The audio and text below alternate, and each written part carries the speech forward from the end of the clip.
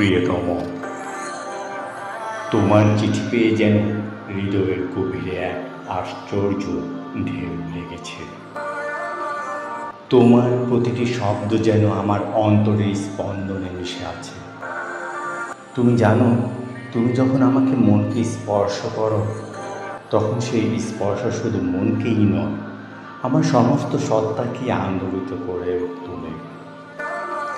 তুমি লিখেছ, আমার হাসির মধ্যে নাকি বিষণ্ণতা খুঁজে পেয়েছ। হয়তো ঠিকই দেখেছ, কারণ তোমার চোখ আমার মনের দরজা পড়তে জানে। হ্যাঁ, কিছু না বলা কথাটা বুকের গহীনে জমে আছে। কখনো কখনো হৃদয়ের কোনো কুঠুরিতে এক অদ্ভুত নিস্তব্ধতা ঘুমড়ে কাঁদে। কিন্তু জানো, সেই নিস্তব্ধতারও কথা আছে। সেই কথাটা তোমাকে বলার জন্যই যেন অপেক্ষা করে। তুমি কি শুনবে শিষ্য? হয়তো আমার চোখের ভাষা বলবে যা আমার ঠোঁট বলতে পারে না।